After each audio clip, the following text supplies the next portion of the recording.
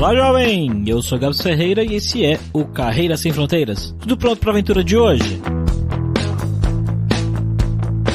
Nosso convidado de hoje foi fazer um intercâmbio e conheceu uma moça e se apaixonou por ela. Só que eles decidiram que assim que terminasse o intercâmbio dos dois, a relação ia terminar. Isso porque ele é brasileiro e ela é coreana. Um pouco difícil, né, essa relação à distância aí. Mas sabe como é o amor? Eles, no final, falaram, não, vamos fazer isso aqui dar certo. Ficaram um tempo namorando à distância e ele decidiu que ia viver lá na Coreia. Começou então um processo relativamente longo para ele conseguir ir morar lá e se colocar no mercado, porque o mercado coreano é difícil. Ele contou pra gente que se você não fala coreano, dificilmente você vai conseguir trabalhar por lá. Mas hoje ele tá bem e tem várias coisas interessantes pra contar pra gente sobre o estilo de vida lá na Coreia. E vamos lá pra essa conversa então.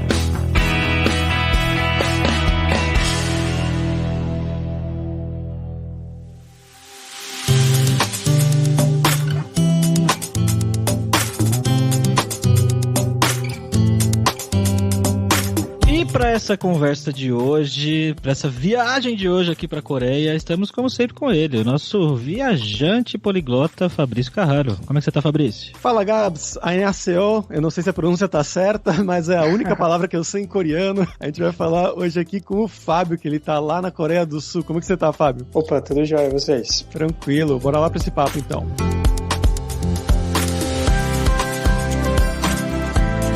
Bom, galera, como sempre, só o nosso jabazinho inicial aqui, que o podcast Carreira Sem Fronteiras é oferecido pela Alura Língua, cursos online de idiomas, que eu, Fabrício Carraro, ajudei a desenvolver com métodos que eu utilizei e utilizo para aprender idiomas como francês, italiano, russo, polonês, grego, alemão e assim por diante. E lembre-se que o ouvinte do Carreira Sem Fronteiras tem 10% de desconto em todos os planos, para você estudar todos os níveis de inglês e espanhol com a gente pelo mesmo valor. Então vai lá em aluralingua.com.br/promoção/carreira e começa a estudar com a gente hoje mesmo.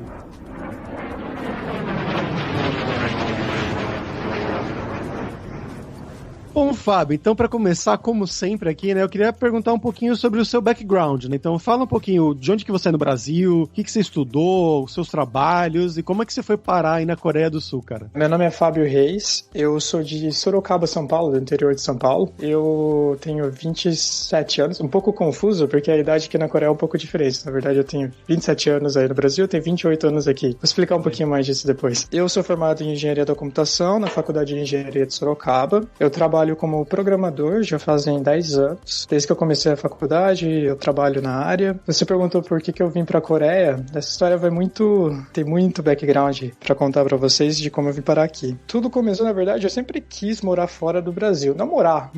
Eu sempre gostei muito de inglês. Não tem nada a ver com coreano, mas eu sempre gostei muito de inglês e eu sempre quis fazer intercâmbio fora do Brasil. Eu não tinha dinheiro, minha família não tinha dinheiro. Eu tentei criar algumas ideias mirabolantes para eu poder estudar fora, para poder fazer um intercâmbio, só que não deu certo. Não era viável largar a minha faculdade, eu tinha já trabalho, fazia estágio na época, para fazer um intercâmbio. Até a minha família foi contra isso, mas eu queria ter feito isso naquela época. Foi aí que eu decidi continuar com a faculdade, só que naquela época, lá por volta de entre 2012 e 2014, até 2014 eu acho, no Brasil, no governo da Dilma, houve todo aquele incentivo para os estudantes de graduação, pós-graduação, eles estudarem fora do Brasil com a ajuda do governo pelo programa Ciências Sem Fronteiras. Foi aí que eu tive a possibilidade, que eu aproveitei muito bem, de estudar nos Estados Unidos, né? Eu fiquei no total 1 ano e 4 meses nos Estados Unidos. Eu fiquei estudando 1 ano na Temple University, na Filadélfia. Depois disso, eu trabalhei nos Estados Unidos durante um Summer Internship, que eu acabei fazendo nos Estados Unidos, numa empresa de logística na área de TI deles, lá nos Estados Unidos, mas não na Filadélfia, foi sim em Indianápolis, em Indiana, nos Estados Unidos. Foi por causa dessa oportunidade de Ciências Sem Fronteiras que eu acabei realizando o meu primeiro sonho, né, de morar fora do Brasil, de aperfeiçoar o meu idioma de inglês naquela época. Meu inglês não era tão bom. Eu já falava inglês, mas eu não era tão bom. Eu não conseguia me comunicar fluentemente e confortavelmente com a língua inglesa. E foi nesse período que eu estava morando nos Estados Unidos, ainda na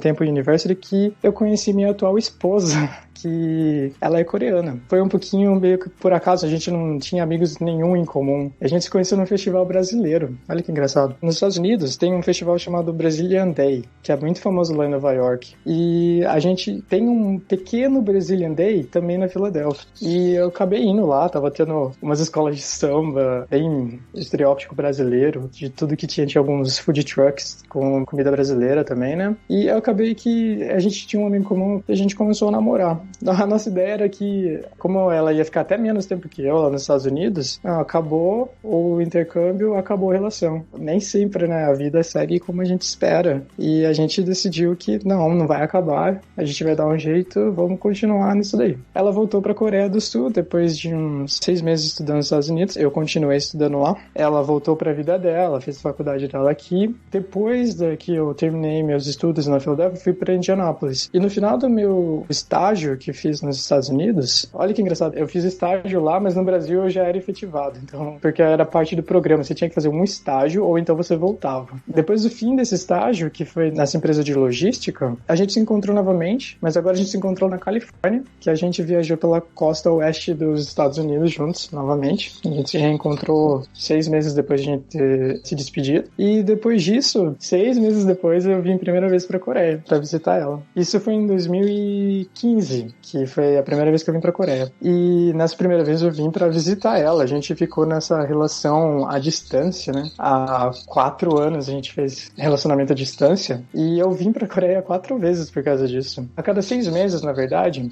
em torno de 6 meses, a gente viajava pra se encontrar. Então, eu vim pra Coreia, ela foi pro Brasil, então a gente viajou pelo Brasil, ela conheceu minha família, a gente conheceu São Paulo, porque eu sou de São Paulo, a gente viajou pro Rio de Janeiro também, que era o sonho dela, conhecer o Rio de Janeiro, e eu também nunca tinha conhecido, então foi bem legal a experiência. Eu fui o turista no Brasil. E depois eu também vim, como eu falei, 4 vezes pra Coreia, e a gente, obviamente, que não poderia ficar nessa situação. Ou a gente fazia alguma coisa, ou a gente, vamos ficar junto, a gente vai fazer o quê? A minha melhor opção era vir pra Coreia, porque como eu sou programador, sou engenheiro de software, então a minha área ela é muito global, universal, diria. Por exemplo, mesmo no Brasil, como programador, você trabalha que, vamos dizer, 50% do tempo em inglês, né?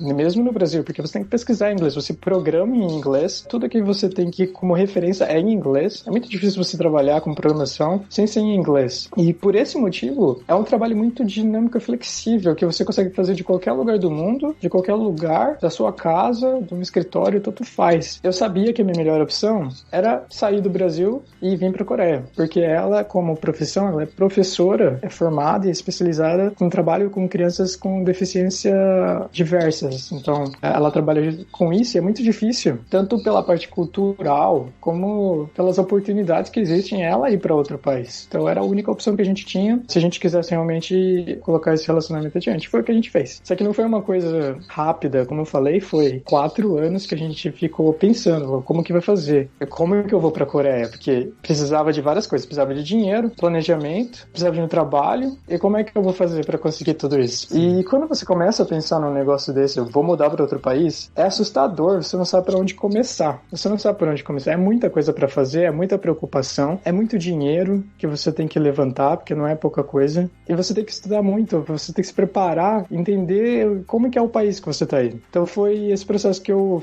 acho que do momento que eu decidi, eu vou pra Coreia, acho que foi 2 anos antes de eu realmente vir pra Coreia. Eu falei, vou pra Coreia, vou começar a me preparar. Quais são as minhas opções? Eu posso ir pra Coreia, achar um emprego daqui do Brasil mesmo e ir pra lá trabalhar com visto de trabalho. Eu vou te falar que é quase impossível se você não trabalhar para uma empresa coreana lá no Brasil e ser transferido pra cá, porque a barreira de comunicação é muito grande, mesmo falando inglês. Ou eu poderia vir com um trabalho do Brasil já, eu poderia vir pra cá de forma acadêmica, pra fazer parte de um mestrado ou de um doutorado, que era uma coisa até que eu tinha interesse, mas eu queria ganhar mais experiência na parte profissional e não focar tanto ainda na parte acadêmica, talvez mais pra frente. Ou então vir pra cá na cara e na coragem e ver o que vai dar. Pensando muito na realidade da Coreia do Sul, como é viver sendo um estrangeiro aqui, acho que a conclusão de que eu conseguisse um trabalho logo de cara era impossível. Impossível. Sério? Mesmo assim, procurando já do Brasil, fazendo uma pesquisa de LinkedIn, alguma coisa assim, você achava impossível? Eu achei impossível, por causa da barreira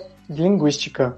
Uma empresa não vai te contratar se você falar só inglês. Tem empresas assim? Tem. Só que essas empresas nem sempre elas contratam estrangeiros por causa de questão de visto. Também conseguir visto como trabalho aqui é muito complicado e esses coreanos não precisam de visto e você vai ter que ser patrocinado pela empresa para você conseguir o visto. Então esse é um fator que dificulta muito para que estrangeiros, tanto que é o mais comum, não é esse jeito que eu tô falando agora de você vir de outro país com emprego já. Tem casos assim, mas não é o mais comum. Com todas as pessoas que eu já conversei, as pessoas que eu já conheci aqui, não é o mais comum. Geralmente as pessoas daqui já conseguem emprego aqui. Então, eu falei, eu não vou conseguir me comunicar. E eu já tinha viajado para a Coreia. Eu sabia das minhas limitações linguísticas e que só inglês aqui não dá certo. Você não consegue viver aqui só com inglês. É muito difícil. Você vai num restaurante, não vão falar inglês com você. Então eu falei, não dá para me viver na Coreia se eu não falar coreano. E essa foi o primeiro momento que eu falei, mano, eu preciso de mais preparo para eu poder viver na Coreia. E é por isso que eu, vou estudar coreano primeiramente. Como é que eu vou fazer isso? Aí eu comecei a procurar, obviamente, na internet, você acha muito material de pessoas que já fizeram isso, de pessoas que já estudaram fora, como que eles fizeram, quais as universidades que são boas, que eu queria estudar numa instituição que fosse de nome e que me desse muita base de como que era a vida na Coreia de verdade. E foi aí que eu já fui separando alguns nomes. E na minha última viagem para a Coreia do Sul, eu fui em todas as universidades que eu tinha separado e eu fui conhecer cada uma delas. Eu fui ver qual que eu gostava, qual que o campus era legal. Os campus aqui, eles são muito legais, eles são muito grandes, eles são até meio que parecidos com os americanos, só que não tão grandes assim. Fui conhecer o curso deles, os prédios deles, para ver qual que é a universidade que eu gostava. E aí eu decidi que uma das universidades, apesar de ela... Eu não tinha tanto dinheiro, na verdade eu não tinha quase nada de dinheiro nessa época, porque eu tava viajando muito para fora do Brasil para encontrar minha esposa. Que na época a gente não era casado, a gente só namorava, né? Mas eu gastava muito dinheiro com viagem. Eu conseguia guardar dinheiro, porque eu era muito econômico, e era meu foco guardar dinheiro para eu poder fazer alguma coisa e vir pra cá. Só que eu gastava muito, então eu não tinha tanto dinheiro pra gastar. Imagina, pagando cada 6 meses viagem pra Coreia do Sul. É muito caro. Pra você ter uma noção de preço, uma viagem pra Coreia do Sul, na época, com o dólar a 3,30, 3,50, custava em média de 5 mil reais. Uma viagem ida e volta. Caraca. Então é muito caro. E o dinheiro da viagem, pra você ficar aqui, eu ficava um mês aqui. Eu vinha, 15 dias na verdade, porque eu vinha durante minhas férias. Eu dividia minhas férias em 2, aí eu vinha nas minhas férias. Bom, o dinheiro que eu gastava nesses 15 dias dava $1.000, mais ou menos. Era 5 mil reais, mais $1.000, era uma fortuna toda a viagem que eu fazia. Então ia muito dinheiro. Eu conseguia guardar dinheiro fora isso, porque eu não tinha muito gasto. Eu morava com os meus pais. Um ano antes de eu viajar pra Coreia, eu vendi meu carro, não usava mais carro. Eu só pegava transporte público ou Uber pra poder guardar mais dinheiro. Então eu conseguia guardar dinheiro, mesmo viajando.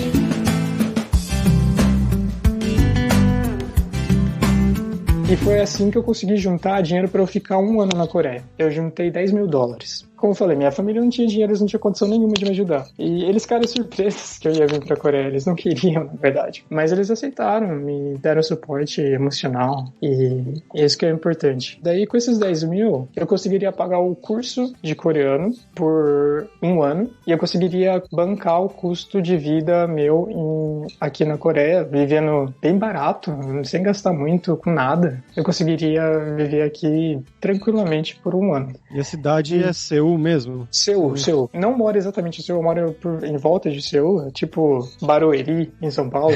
Grande São Paulo, sim. Grande São Paulo. Eu moro em uma cidade chamada Songnam, que ela fica ao envolto de Seul, mas tem metrô na frente da minha casa, então eu não trabalho em Songnam, eu trabalho em Seul. O transporte público aqui é muito bom, então você consegue morar ao envolto da cidade. Mas enfim, então eu guardei 10 mil, que era o dinheiro pra vir pra cá. Eu já tinha conversado com a minha empresa, eu vou sair da empresa tal data e eu vou pra Coreia porque eu vou estudar. E na época eu trabalhava numa empresa em São Paulo, em Alphaville. Eu trabalhava já fazia 4 anos nessa empresa. Falei que eu vou sair. Só que eu nunca tinha perguntado sobre a possibilidade de eu trabalhar remoto, porque a gente não tinha ninguém trabalhando remoto na empresa. Um pouco antes da viagem, eu acho que faltando uns 3 meses, eu já tinha, depois de já ter conversado com eles, resolvi conversar com a minha empresa, da possibilidade de eu trabalhar remoto para eles, apesar do fuso horário, porque a gente tem um fuso horário de 12 horas. É complicado o fuso horário para trabalhar remoto, porque eu tenho que estar com a equipe, e na época eu tinha um trabalho pouco gerencial e eu ajudava muito a equipe tecnicamente, tinha muitos estagiários que eu ajudava eles na época. E o meu trabalho, eu precisava estar com todo mundo junto, então o fuso horário também ia atrapalhar, eu ia ter que trabalhar de noite, madrugada, eu não sabia como que ia fazer, né? Aí eu conversei com o CEO da empresa, eu conversei com ele sobre essa possibilidade, cara, e ele foi muito gente boa e ele aceitou a proposta de trabalhar remoto, e foi assim que eu consegui ficar na Coreia sem que eu usasse nada da minha reserva, de todo o dinheiro que eu tinha guardado. Então, eu tinha já esse plano, não, eu vou estudar por 1 ano, eu vou aprender até certo ponto de coreano e eu vou arranjar um emprego na Coreia. Só que daí tem muitas barreiras até você conseguir achar um emprego aqui. Como eu falei no começo, visto é uma coisa muito complicada para você poder trabalhar na Coreia. Não é simples você trabalhar na Coreia. Ou você tem que ser patrocinado pela empresa, a empresa tem que querer te dar um visto, e para fazer isso, não é nem questão de dinheiro, mas é muita burocracia. A empresa ela tem que provar para o governo coreano, eles não conseguiram achar nenhuma pessoa coreana com as mesmas capacidades que você tem, e por isso que eles estão te contratando. Muitos países têm isso aí. É assim que eles fazem o visto de trabalho aqui. Como é que eu vou fazer isso com o programador, né? Eu falei, puta, não vou conseguir isso e visto. Aí que começou a surgir a ideia do casamento, a gente pretendia se casar, mas não tão rápido. Acho que eu nem falei, eu cheguei na Coreia de mudança mesmo no ano passado, em abril, que eu vim pra Coreia. Então não fazem nem 2 anos ainda que eu vim pra cá. E foi no ano passado que a gente, depois de eu já estar aqui por uns 6 meses, a gente começou a pensar, mano, eu preciso achar um emprego, eu acho que não vai dar certo o visto de trabalho, eu tenho outras opções, tenho um visto de procurando emprego, só que daí é um visto muito temporário e depois você precisa de um visto mais de longo termo, então era complicado. E a maneira mais fácil de eu poder trabalhar seria antecipar todo esse plano de casamento que a gente tinha daqui uns 2 anos e a gente pegar meu visto de casado. Com o visto de casado aqui na Coreia, você é praticamente um coreano. Você pode fazer qualquer coisa. Você pode trabalhar aqui, você pode fazer parte da comunidade coreana. Não é uma cidadania, mas você pode fazer quase que tudo. Acho que a única coisa que eu sei que você não pode fazer é votar. Mas é um visto que te dá muita liberdade aqui. E eu sabia que se eu tivesse esse visto, eu conseguiria arranjar um emprego. Porque enquanto eu ainda estava estudando coreano, eu recebi vários contatos de empresas. Porque apesar de eu estar estudando coreano, eu também estava procurando emprego. Vai que eu achasse, né? E eu recebia contatos, só que sempre que eu falava do meu status de visto, era negado já na hora, nem continuava o processo seletivo. Independente da sua qualificação. Se você não tiver visto, eles nem continuavam o processo. Era muito complicado. Então eu sabia, não, eles estão com interesse nas minhas qualidades, estão com interesse no meu currículo, só que eu não tenho visto. Como é que eu vou trabalhar para eles? Né? Então foi por isso que a gente acabou antecipando o casamento, e no final do ano passado, em dezembro, a gente casou no papel e deu entrada no visto. Aí entra mais dor de cabeça, porque o processo de visto de casamento, devido há muito esquema de fraude, ele é muito burocrático. Deu muito trabalho pra gente conseguir o visto. A gente teve que levantar muito documento, eu tive que enviar documento do Brasil, a gente teve que escrever a nossa história, a gente escreveu um documento de 10 páginas com a nossa história, de como a gente conheceu. Ah, você faz um conto de fadas, então, pro governo. Juro pra você faz um conto de fadas pro governo, porque tem muito esquema de fraude, de pessoa que, principalmente dos países mais pobres aqui da Ásia, de pessoas que trazem pessoas de outro país para casar, aí essas pessoas viram meio que escravas domésticas, vamos dizer assim. Existem casos do tipo, então, burocratizar o processo para que isso não aconteça. Olha, vou te falar, todo esse processo que eu tô te falando agora, não tem informação, é muito difícil achar informação sobre qualquer coisa. Como é que você faz para entrar na faculdade para fazer curso de coreano? Como é que você faz para conseguir visto? Como é que você faz para casar com um estrangeiro? Porque cada país tem uma regra diferente. É muito difícil achar informação. A gente, depois de 1 mês preparando com os documentos, os meus documentos do Brasil também chegaram, a gente deu entrada no processo e depois de mais 1 mês esperando, o visto saiu. Só que é um visto de 1 ano só. E depois, todo ano, eu tenho que renovar ele. Eu acredito que eu só posso trocar de visto para um visto um pouco mais permanente, que é um visto de residência. Depois de uns 5 anos aqui na Coreia, talvez, eu consiga aplicar para esse visto. Só que eu tenho todo um esquema de prova. Você tem que passar numa prova sobre cultura e a história coreana, você tem que saber muito bem a língua para você poder pegar esse visto mais permanente, porque até lá eu vou ter esse visto de 1 ano e eu vou ter todo ano que renovar meu visto. Então, é muito inconveniente ser estrangeiro, principalmente aqui na Coreia. Eu sei que em outros países também mas aqui é muito inconveniente. Você tem que fazer muito trabalho que as outras pessoas não têm que fazer. É cansativo. Tem hora que você fica pra baixo, tem hora que você fala, nossa, não quero mais fazer isso. E não é nem isso só, né? Tem toda a parte de comunicação que não é fácil. É muito difícil. A língua coreana não tem nada a ver com nenhuma língua baseada no latim, línguas que tem como base, sei lá, o inglês, que é... Qual é a base do inglês? Eu não sei. Enfim. Uma língua germânica. Anglo-saxana germânica. Exatamente. É muito diferente. Pra gente, por exemplo, pra aprender inglês, você não precisa estudar tanto. Não é um negócio que você precisa parar lá, vou decorar a palavra. Vivendo, normalmente, se você tiver, vamos dizer assim, inserido dentro do inglês, você vai conseguir aprender de qualquer forma. Coreano, se você morar aqui 20 anos, você não aprende. Se você não realmente tentar aprender, você não vai aprender nada. É muito diferente. Então, tem toda essa parte de língua que dificulta ainda mais a vida aqui, como estrangeiro, né? Enfim, foi assim que eu vim para na Coreia e assim que eu consegui me preparar para poder pegar um emprego aqui, né? Que aí depois de conseguir o meu visto, aí sim eu comecei a ser chamado para entrevistas e foi aí que eu consegui o meu emprego.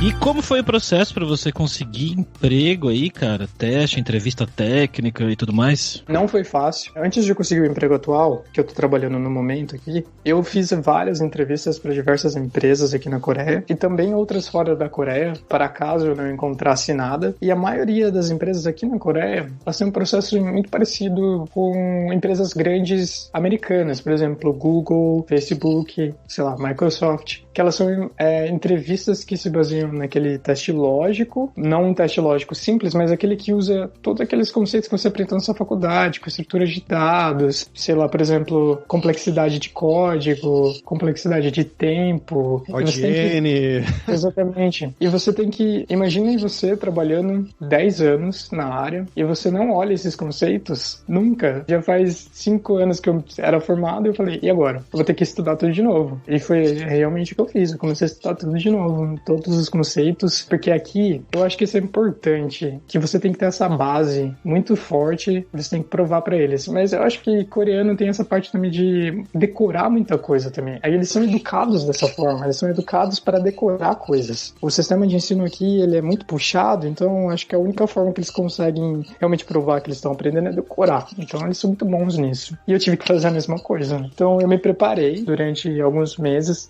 desde que eu comecei a procurar emprego até eu conseguir, acho que foram uns 4 meses, e eu fui estudando todos os dias, aplicando para diferentes vagas todos os dias, e na empresa que eu tô, inicialmente eu tive que fazer um teste, né, um teste de programação, só que ele foi um teste um pouco diferente, que eu gostei mais, que ele não era focado nesses testes, nesses problemas que eles meio que te enganam, eles são muito difíceis de resolver, você tem que pensar muito, tem muita pegadinha de lógica no meio, que tipo de estrutura de dados que eu tenho que usar, que tipo de busca que eu tenho que usar, de ordenação, você não tive que pensar nisso na prova de programação que eu fiz na empresa que eu trabalho. Foi uma prova de programação prática, então eram diversos problemas práticos que você vê no dia a dia mesmo com banco de dados, alguns problemas problemas realmente práticos, nada muito diferente disso. Eu achei interessante, eu acabei que indo muito bem nessa prova. Eu quase que acertei todas as questões, porque era uma coisa que eu já trabalhava, tudo que eu já trabalhava durante o meu emprego que eu estava anteriormente. Então, foi simples de fazer, comparado com as outras provas que eu tinha que aplicar vários conceitos que você aprende na faculdade, que você não usa no dia a dia. Nesse processo, acabei refletindo um pouquinho sobre como que é esses processos seletivos dessas empresas grandes e que eles acabam ajudando, talvez, quem é um recém-formado, por exemplo, que acabou de ver todos aqueles conceitos e está com aquele muito mais fresco na cabeça, né? Alguém que já tem mais experiência tem que reestudar tudo para poder participar do mesmo processo seletivo, entende? Então, eu acabei refletindo sobre isso e falei, nossa, eu acho que talvez esse esse processo um pouco mais prático, seja muito mais eficiente, ele realmente filtre melhor a qualidade dos candidatos do que processos que sejam baseados em conceitos muito teóricos, que você tem que aplicar coisas que não são muito práticas no dia a dia. Foi um aprendizado também durante esse processo de entrevista. Passando nesse primeiro processo, o total de tempo que levou para terminar o processo foi 2 meses que eu fiquei em processo nessa empresa. Eu acabei fazendo um total de 5 entrevistas com diferentes pessoas. Então foi bem cansativo, na verdade. E eu acho que, no meu caso, eles fizeram mais entrevistas do que eles fazem com pessoas normalmente. Acho que eles fizeram uma entrevista a mais comigo, que foi por eu ser estrangeiro. Eles tinham várias dúvidas sobre mim. Que essa empresa que eu trabalho, o nome da empresa se chama Dicban. É uma PropTech. Uma PropTech é uma empresa que trabalha na parte imobiliária. E então ela é uma startup que tem um aplicativo, um site, para venda e compra de apartamento, aluguel de apartamentos, de quartos pequenos. Não tem casa, porque aqui na Coreia não tem muita casa, mas tem alguns outros conceitos. É geralmente apartamento ou a gente chama de one room, que é um quarto. Kitnet, né? Exatamente. Então, nosso aplicativo é para isso, para venda e compra de apartamento ou aluguel, né? E é um dos maiores aplicativos aqui da Coreia. Então, não tem pessoa aqui na Coreia que não conheça esse aplicativo. Então, eu tava muito feliz de estar conseguindo um emprego nessa empresa, né? Eu falei, nossa, eu como estrangeiro, eu tô conseguindo um emprego numa empresa muito boa. Durante esse processo, eles tinham várias dúvidas, né? Primeiramente, o meu coreano, apesar de eu ter estudado, não foram 1 ano exatamente, foram 9 meses de estudo. No total dos meses, né, que levaram estudando mesmo, foram 9 meses. E apesar de eu ter estudado 9 meses, eu considero o meu coreano intermediário, não considero avançado. Então, eu consigo me comunicar, eu consigo entender o que os outros falam, mas não tudo. Eu não consigo falar tudo. Então, é muito difícil. Então, você imagine a minha entrevista, que ela foi inteiramente em coreano. Eu ia perguntar exatamente sobre isso, se era em inglês ou em coreano essa entrevista. Em coreano. Caramba. Foi tudo em coreano. Eu tive que fazer entrevista com os 3 líderes do time de desenvolvimento. A empresa, ela tem agora ela tá mudando um pouco a estrutura, mas na época ela tinha uma estrutura de separar os times em front-end, back-end e daí tinha também a parte de data. Enfim, tinha outros times, mas a parte de desenvolvimento eles separavam em times de back-end e front-end. E eu tava fazendo entrevista pro time de back-end, né? Que trabalha com a parte de servidor, DevOps e também até parte de infra, banco de dados, enfim. E eu tava fazendo uma entrevista com eles, eram 3 líderes que eles estavam na entrevista. Eles chegaram falando comigo, eu não sabia como é que ia ser a entrevista. Eles sabiam que eu era estrangeiro, mas eles já chegaram falando em coreano comigo e eu continuei e a entrevista foi indo em coreano. Às vezes eu misturava com o inglês, porque principalmente na área de computação, até mesmo no Brasil, se você pensar, quando você trabalhando na área de computação, você meio que mistura com o inglês vários termos, né? Sim. Então, é muito comum você fazer isso. Aqui na Coreia também, então, era muito... A gente tem até uma palavra pra isso, a gente chama Konglish, que é a mistura de inglês com coreano, Konglish. Então, foi uma conversa mais ou menos em Konglish. Então, os termos que eu usava de computação eram todos em inglês e o restante eu ia falando em coreano, meio que improvisado. Então, foi uma experiência, foi um pouquinho frustrante, porque eu não conseguia me comunicar direito, mas ao mesmo tempo foi satisfatório de eu conseguir sobreviver àquela entrevista. Foi a primeira vez que eu tava realmente falando em coreano em um ambiente profissional. Então, foi assustador. Foi assustador essa primeira entrevista. Eu acho que, obviamente, eles gostaram das minhas qualidades, das minhas experiências, e eu continuei fazendo mais entrevistas. Eles tinham muito medo, apesar de eu ter qualificações, de eu não conseguir acompanhar toda essa parte de negócio deles. Американская фирма Transceptor Technology приступила к производству компьютеров «Персональный спутник». Vamos agora para o nosso momento viajante poliglota com o Fabrício Carraro, que ainda não foi para a Coreia, né, Fabrício? Ainda não, infelizmente, né, Gabs? Eu tive um desafio esse ano de começar a aprender coreano com um amigo meu, mas eu até comentei, né, no último episódio, que na verdade a gente decidiu trocar pro romeno, que é bem mais próximo, fazer um negócio mais para relaxar por enquanto, né? Mas a dica cultural aqui de hoje vai ser uma série que eu vou te falar, Gabs, que é virou uma das minhas séries preferidas, assim, ultimamente, que se chama Kingdom. Você já ouviu falar? Já ouvi falar, sim. É de zumbi? Exatamente. Eu comecei a ver essa. Então, é uma série coreana, né,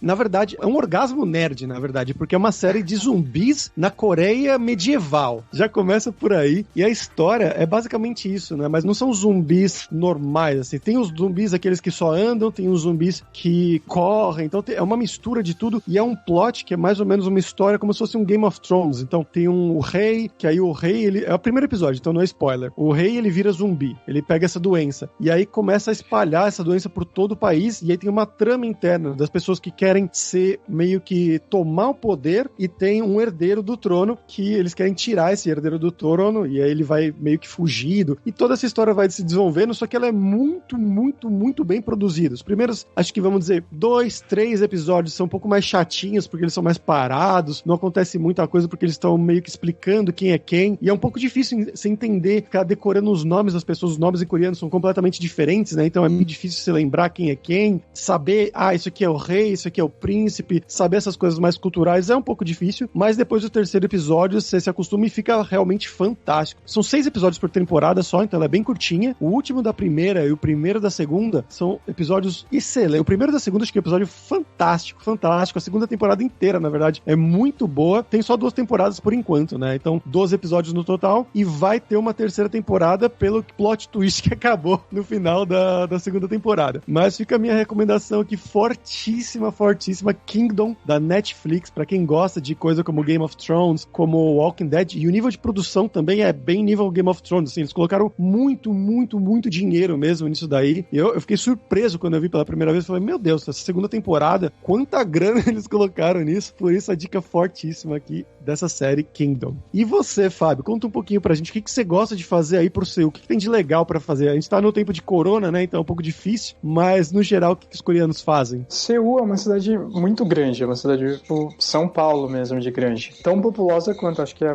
população de Seul e São Paulo é muito parecida. E aqui é uma cidade, cara, é uma cidade que não dorme. Seul, você pode sair a qualquer hora do dia, da noite, vai estar tudo aberto e você vai poder fazer o que você quiser. Você vai poder ir para um restaurante, você vai poder fazer qualquer coisa. Uma das coisas que eu mais gosto aqui é que você tem essa liberdade de você poder sair a qualquer momento, de noite, de dia, sem ter o menor problema, né? E principalmente com segurança. Você nunca se preocupa com segurança aqui. É um país muito seguro. Você nunca escuta pessoas falando que foram roubadas, que foram assaltadas na rua. Isso não existe aqui. É uma coisa sensacional você poder fazer o que você quiser, a qualquer hora do dia, sair quando você quiser, com liberdade, sabe? Ou enfim, o que os coreanos fazem, eles bebem muito. Tem muito bar na Coreia do Sul. Eles chamam isso de... Como é que eu posso falar? Não tem como traduzir, mas eles chamam isso de surtip, que seria casa de bebida.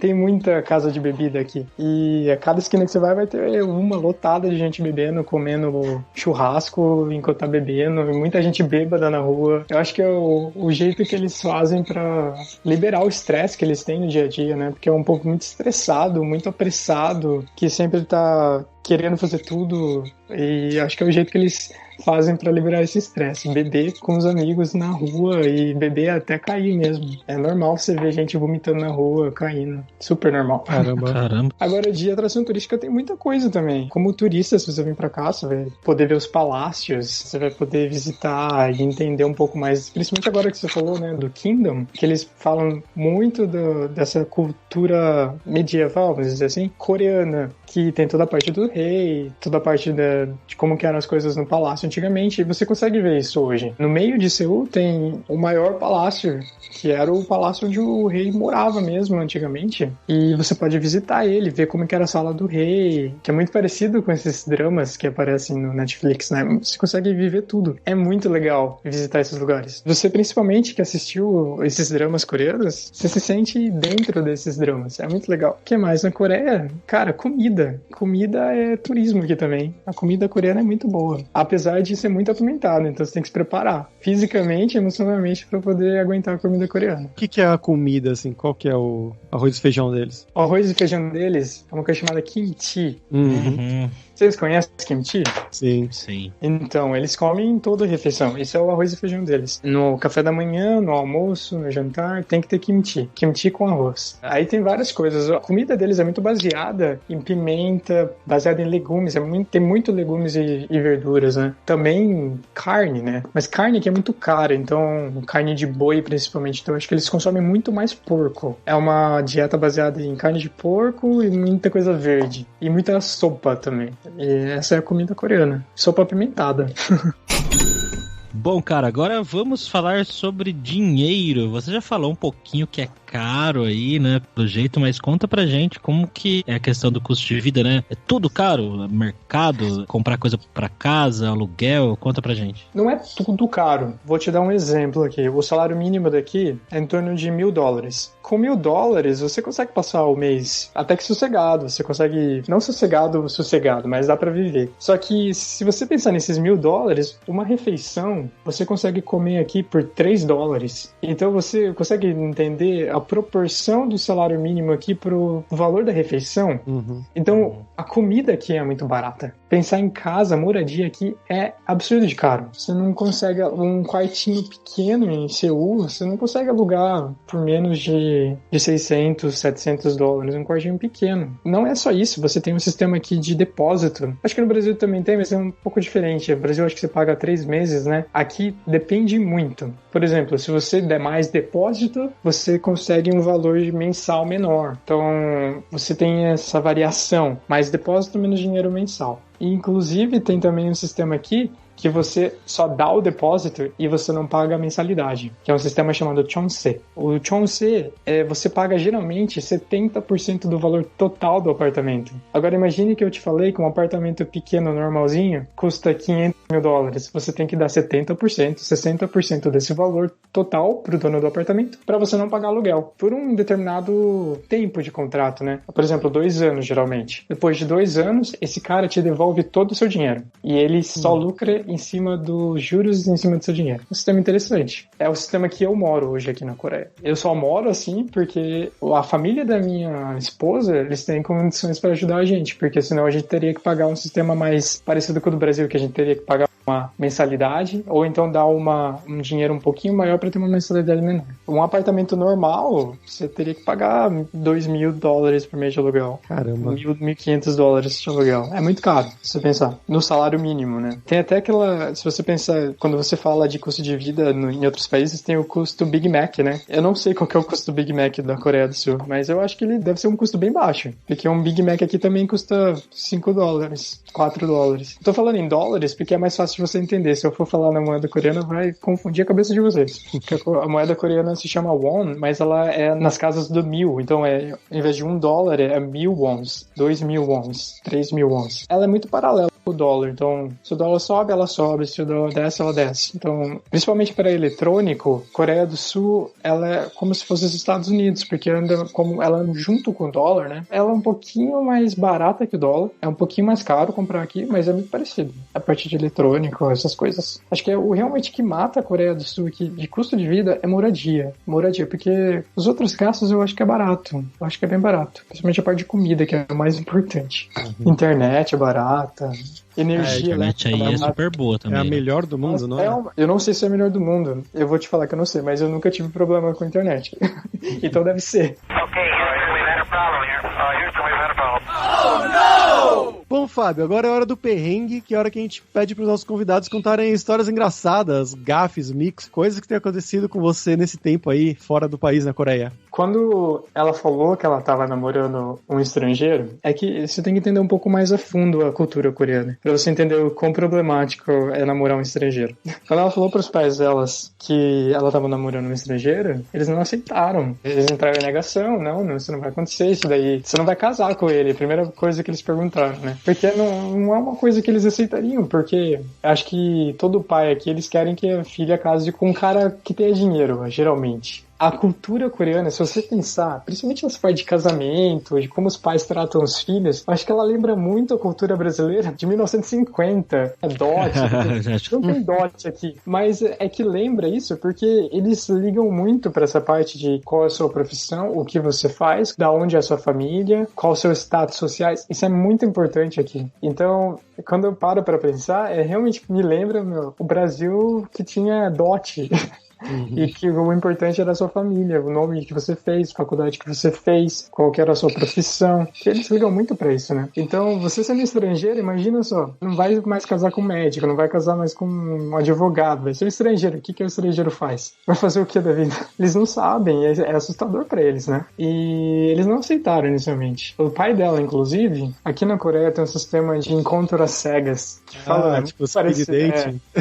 Exatamente. É encontro às cegas mesmo. E é encontro arranjado. Então alguém fala assim, olha, eu tenho um amigo tal, ele veja se você tá interessado, eu posso ajeitar esse encontro pra você. Esse sistema, ele se chama Sogetin. Se você assistir um pouco de dramas coreanos, você vai encontrar muito disso. E geralmente é um amigo ou um parente que fala assim, ele mostra uma foto pra você, geralmente, ó, você tá interessado? Aí ele junta as duas pessoas. Enquanto a gente tava ainda namorando, o pai dela tentou fazer isso com ela, porque ele não aceitava o nosso relacionamento. Demorou pra ele aceitar o nosso relacionamento. Acho que quando eu vim pra Coreia, talvez na terceira vez, eu acho que eles desistiram de tentar mudar a cabeça da minha esposa. Mas eles falavam com você, batia papo ou nem olhava na cara? Eles olhavam. A primeira vez que eu vim pra Coreia foi no final de 2015, começo de 2016. Eu visitei eles. Fui na casa deles, conheci eles. Eles moravam em outra cidade na época. Eles moravam numa cidade chamada Busan. Vocês já viram? Tem um filme muito famoso chamado Train to Busan. Sim, assisti. Um filme de zumbi muito bom coreano, eu inclusive recomendo. E eles moravam nessa cidade. E aí a gente foi pra lá, conheceu eles e tudo mais. Eles me trataram muito bem, não tive problema nenhum. Eu sabia que eles estavam muito desconfortáveis, eu também estava desconfortável. Então uma história engraçada nesse dia, porque quando eu sentei na casa pra conversar com eles, a gente tava jantando, eu tive a maior entrevista de emprego da minha vida.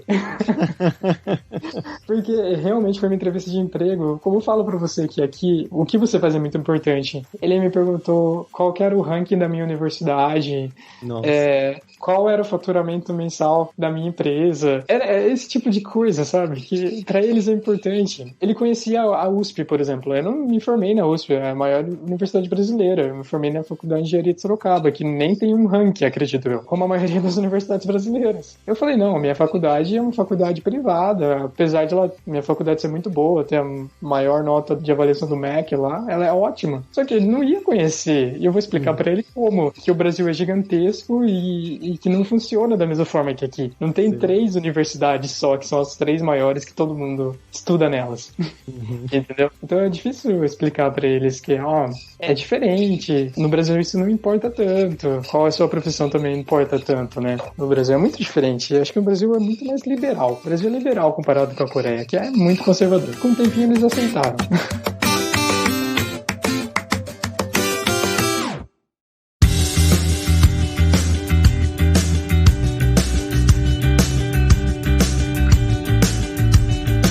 Pessoal, por hoje é isso. Kamsahamnida, que é obrigado em coreano pela sua audiência. E se você gosta do Carreira Sem Fronteiras, recomende para 5 amigos, para nossa comunidade crescer sempre cada vez mais. E entre no nosso grupo do Facebook, o Carreira Sem Fronteiras, para você ter mais dicas sobre empregos, mercado de trabalho no exterior, tecnologia e também sobre a língua inglesa, quem sabe até o coreano. E não deixe de conhecer a Luralinga para você forçar o seu inglês e o seu espanhol e dar aquela força, tanto no seu currículo quanto na sua vida profissional. E só lembrando que o ouvinte do Carreira Sem Fronteiras tem 10% de desconto em todos os planos. Então vai lá em aluralingua.com.br/promoção/carreira e comece a estudar com a gente hoje mesmo. Além também, é claro, da alura.com.br, que tem mais de 1.200 cursos de tecnologia, tanto nas áreas de programação, que é a área do Fábio, mas também de marketing, design, business, soft skills, cursos de como você criar o seu currículo em inglês ou espanhol para mandar pro exterior. Então com certeza vai ter o curso para você. Então pessoal, até a próxima quarta-feira com uma nova aventura em um novo país. Tchau, tchau.